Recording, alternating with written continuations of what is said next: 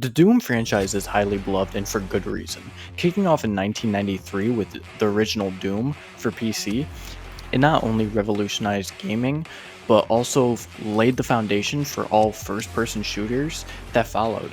Without Doom, there would be no Halo, no Call of Duty, and no Rainbow Six Siege. I think most of you already know this history, so if you want a full breakdown of Doom's legacy, let me know in the comments. And hey, while you're down there, why not subscribe? I'm so close to hitting 200 subscribers, and I'd really appreciate your support. But enough talk, we are diving into the brutal animations that make Doom's combat so visceral and intense.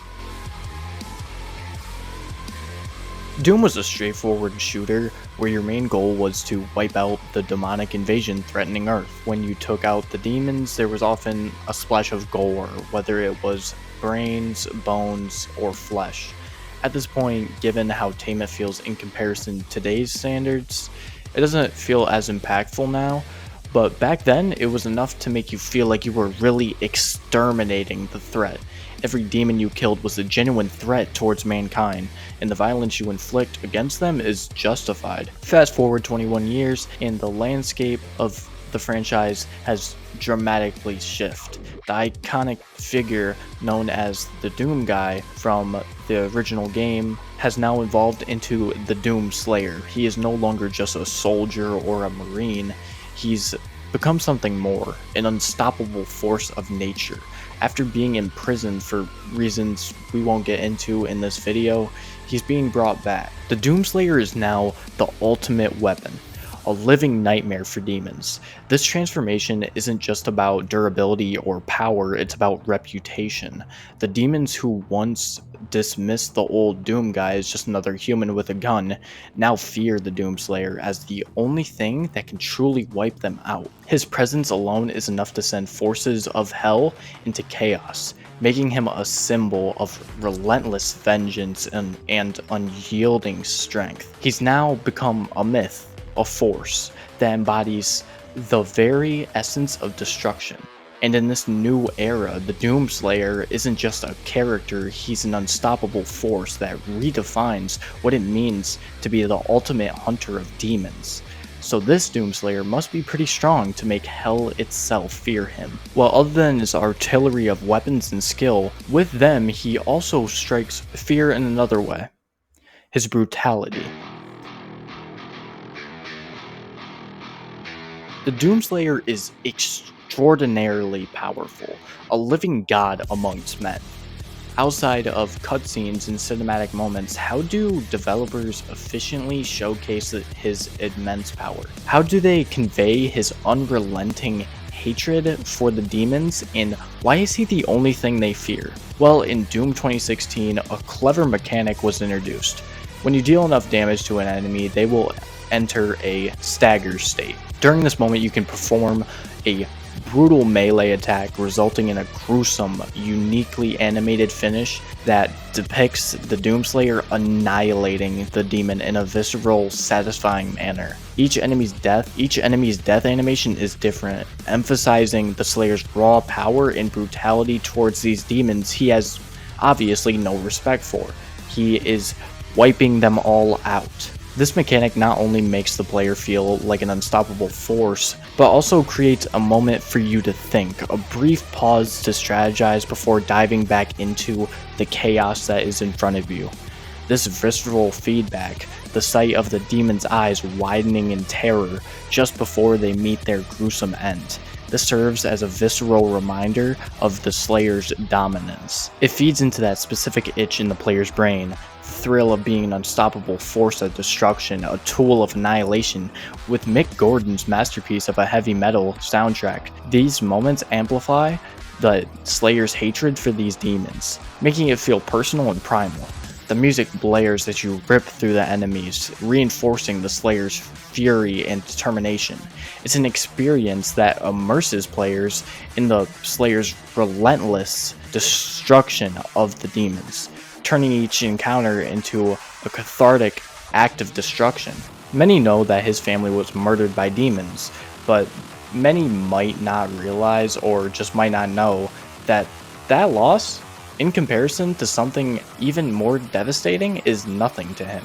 the death of his pet bunny. Yes, his rabbit's death was more important to him than his own family's death. A subtle Easter egg, multiple bunnies appear throughout Doom Eternal that you can actually see. This detail adds to the player's understanding of the Slayer's relentless drive to not just destroy the demons, but to absolutely obliterate them, no matter how small or insignificant the demon. But now it's time to talk about my issues with Doom the Dark Ages, quote-unquote finishers. Doom the Dark Ages is a very good game, but just not as satisfying to me. But I'm not going to go into a full review of the game's mechanics and all the things I do not enjoy in comparison to the other Doom games. I am here only to talk about the glory kills they removed. I remember in the promotion for Doom Eternal, they talked a lot about the glory kills and the new variety of creative glory kills. One's from jumping, one's from behind, and everything you could think of. It added another layer of polish and just something you wanted to see. Playing Doom, the Dark Ages, it honestly feels malnourished. So you're telling me it's for flow, even though in Doom Eternal you could literally make the glory kills faster. You could perform them faster. But now it's just Doomslayer kicking demons. The same old kick animation or the same old punch animation over and over again. Yes, you can use the chainsaw shield to do a few unique ones, but they had that in the previous game too. So no matter how big and bad the enemy usually is, it ends in either big fist or kick. What happened to ripping them apart or using their own weapons against them? What happened to his unrelenting hatred? The eternal grudge the Doomslayer has against these demons. They said it was for flow while still slowing down the game to kick a demon and make the Doomslayer, the baddest and only thing they fear, bounce off of them no matter how small the enemy. Unlike the other games where you are constantly advancing, ripping through them, tearing them to shreds. As I said, I do not dislike Doom the Dark Ages, but after the masterpieces of Doom 2016 and Eternal, this game feels like a total downgrade in terms of combat. Ripping and tearing is the biggest part of the newest games, which has basically been thrown to the side and now replaced with only chainsaw kills. I'm not mad about them getting rid of it, I'm just disappointed. Additionally, the removal of the more visceral and brutal finishing moves diminishes the sense of brutality that has always been a core aspect of the new series, of this new trilogy. The glory kills in previous entries were not just visual flourishes, they were satisfying expressions of dominance and vengeance, emphasizing Doomslayer's viciousness. Without these intense animations, the combat feels less impactful and less personal. It loses that raw, aggressive energy that made every encounter feel like a relentless onslaught. Instead of feeling like an unstoppable force smashing through demons, it sometimes feels like the Slayer is just going through the motions, which undermines the series' signature adrenaline and brutality. This shift, while trying to make the series flow better, ultimately strips away some of the visceral power that makes Doom so distinctive and exhilarating. And Doom Eternal did it perfectly, one of the best flowing games there has ever been. That's the end of my video about glory kills. Let me know if you enjoyed in the comments what I should do next, or what I should have mentioned, or how angry you are with me.